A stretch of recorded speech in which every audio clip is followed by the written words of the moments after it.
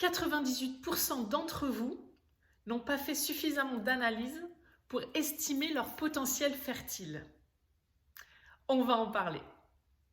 Bonjour, je suis Estelle du blog mamannature.fr et aujourd'hui j'aimerais parler avec vous des différentes analyses qu'il faut faire pour pouvoir estimer votre fertilité, pour avoir une bonne vue d'ensemble de votre fertilité. Donc quel dosage effectuer en priorité et quand les effectuer.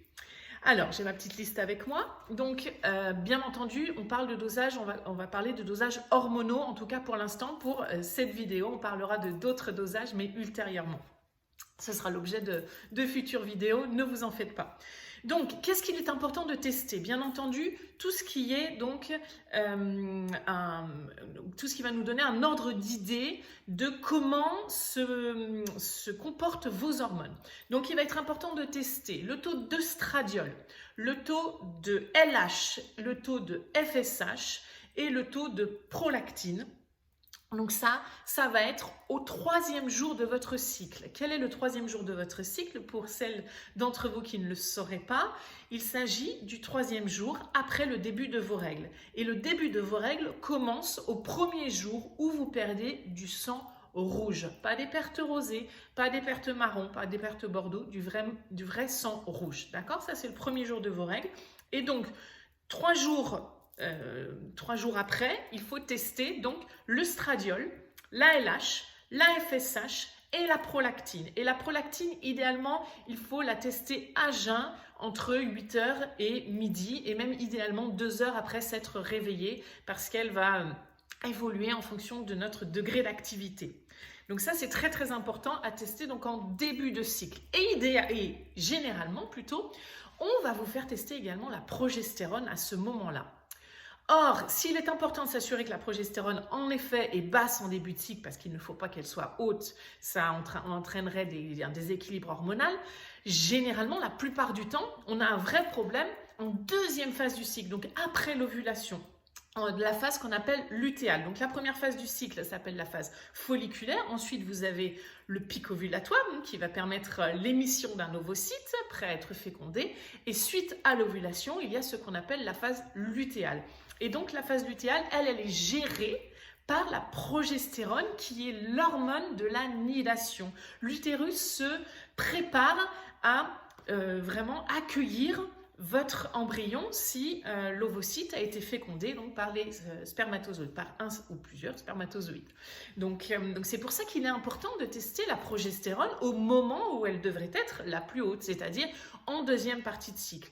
Donc idéalement, on va la tester 5 à 7 jours après l'ovulation.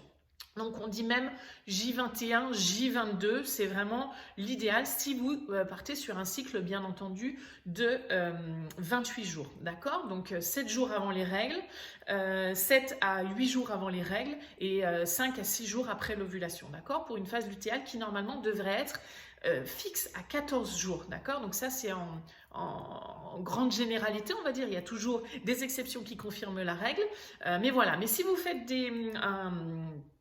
si vous avez une manière certaine d'estimer le moment de votre ovulation, donc soit par des kits, soit par la symptothermie, voilà l'analyse de vos signes corporels, vous savez que 5 à 6 jours après, c'est là qu'il faudrait tester la progestérone. Donc demandez conseil aussi à votre gynécologue et si c'est difficile à obtenir, à ce moment-là, demandez un dosage de la progestérone et vous faites les autres analyses en début de cycle et la progestérone, vous la gardez pour la 2e phase de votre cycle. Donc ça, c'est très, très important.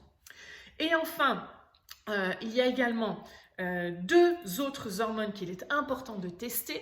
Donc la TSH qui va nous donner un indicatif sur votre santé thyroïdienne. Donc ça, c'est très, très, très, très, très important. D'accord? Ne passez pas à côté de ça. Et je vous parlerai également dans d'autres vidéos des taux idéaux pour la fertilité qui ne sont pas toujours les normes des laboratoires. Mais ça, on en reparlera. Donc la TSH reflète de votre santé thyroïdienne, donc ça très important puisque la thyroïde va régenter également le reste de vos hormones et notamment vos hormones sexuelles. Donc il est important de s'assurer que la thyroïde fonctionne de manière optimale. Et enfin, la dernière et non des moindres, il s'agit de l'AMH, qui est un reflet de votre réserve ovarienne. Donc ça, on peut la tester n'importe quand dans le cycle, il n'y a aucun souci pour ça. Elle n'est pas sensible à la période du cycle, mais elle va nous donner des indications importantes et ça va faire l'objet d'une autre vidéo que je vais vous poster très prochainement, puisque l'AMH à elle seule mérite une vidéo, au même titre que les autres hormones, mais pour l'instant on va mettre vraiment la priorité sur l'AMH, puisque s'il y a une hormone que vous devriez tester en priorité, c'est bien celle-ci.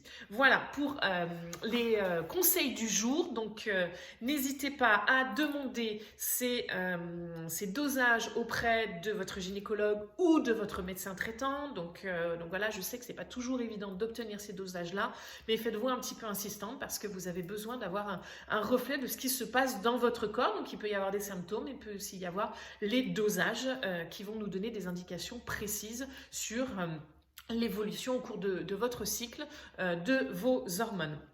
Voilà, écoutez, je vous remercie d'avoir suivi la vidéo, je vous encourage à la partager, n'hésitez pas également à nous mettre en commentaire si vous avez déjà fait des dosages et quels sont-ils également, donc le type de dosage et le taux, vos taux également hormonaux, donc commentez allègrement la vidéo, partagez-la également parce qu'elle peut être vraiment très utile. Encore une fois, je vous le rappelle, 98% d'entre vous n'ont pas fait les bons dosages au bon moment, où il n'y en a pas suffisamment. Donc c'est vraiment, ça va vous donner vraiment un ordre d'idée générale sur ce qui se passe dans votre corps pour pouvoir savoir où est-ce qu'il faut aller pour améliorer votre fertilité. Également, si vous ne l'avez pas déjà fait, pensez à télécharger votre guide fertile offert. Là, juste en dessous, je vous mets toutes les informations dans le lien de description. Je vous remercie de m'avoir écouté et je vous dis à très bientôt pour la prochaine vidéo sur l'AMH.